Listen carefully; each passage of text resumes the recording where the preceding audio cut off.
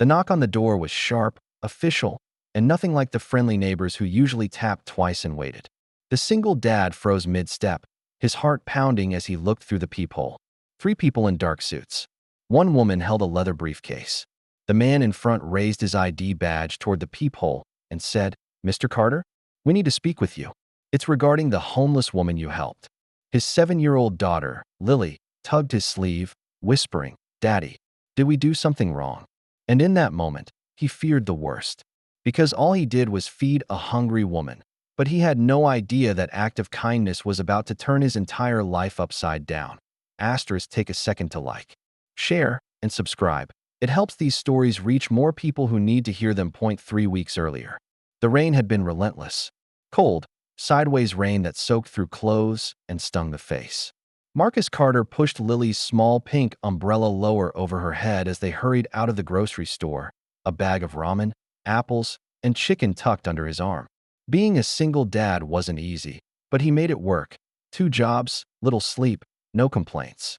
He just wanted his little girl to feel safe, warm, and loved.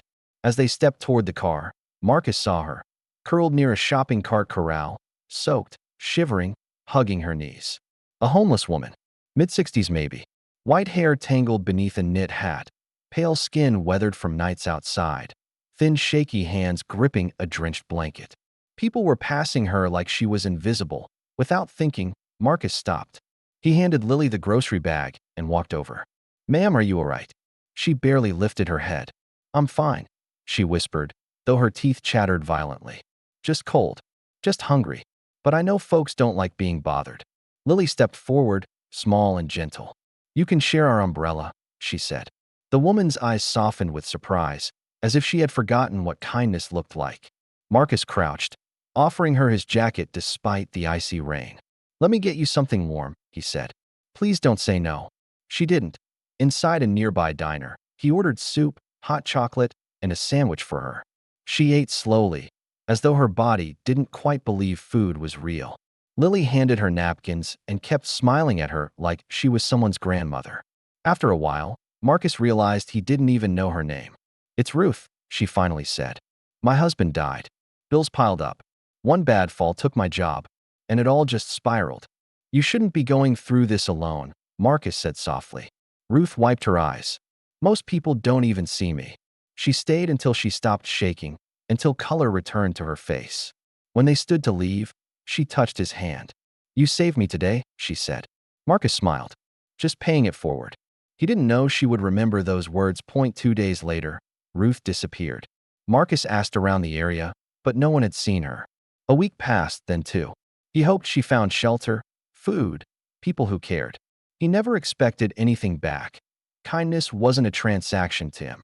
And then came the knock at the door. The suits stepped into his small apartment, dripping snow from their coats. The woman spoke first, her tone warm but firm. "Mr. Carter, we represent the estate of Ruth Whitmore." He blinked. "Ruth? The homeless woman?" The woman nodded. "She passed away 2 weeks ago." The words hit him like a punch. Lily hugged his leg. Marcus sat heavily on the couch. "I didn't even know she was sick." "She kept it quiet," the lawyer said. "But she spoke about you. A lot." The lead attorney opened a folder. "Mr. Carter, Ruth wasn't just any woman. She was the widow of a very wealthy inventor. Her fortune was lost after her husband died and her health collapsed. Her family abandoned her. She had no one left, until you and your daughter saw her as human." Marcus shook his head, overwhelmed. "We just gave her dinner." "You gave her dignity," the lawyer corrected. They handed him a letter. Written in shaky handwriting, it read, "Marcus, people walked past me for months. You and your little girl fed me, listened to me, and made me feel like I mattered. I didn't have much time left, but that day, you gave me back my humanity. Everything I have left, I wanted to go to you and Lily. Please let your kindness continue through this gift." Ruth, he didn't realize he was crying until Lily touched his cheek. The lawyer continued. "Ruth had a small inheritance reactivated last month, a trust her husband created that she finally regained access to before her passing. She left it all to you." Marcus stared at them. I don't understand.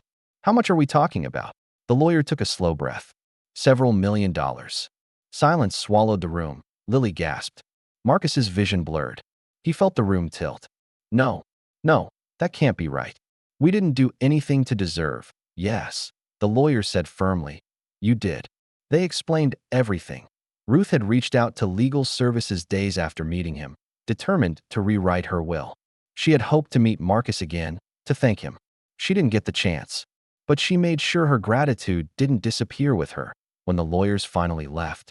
Marcus sat on the couch holding Lily, their small apartment suddenly feeling indescribably full of emotion, full of shock, full of something like destiny. Lily whispered, "Daddy, we helped her." And he nodded slowly. "Yeah, baby. I guess sometimes the world sees what you do, even when you think no one's watching." He didn't feel richer. Not yet. He felt humbled, heartbroken, grateful.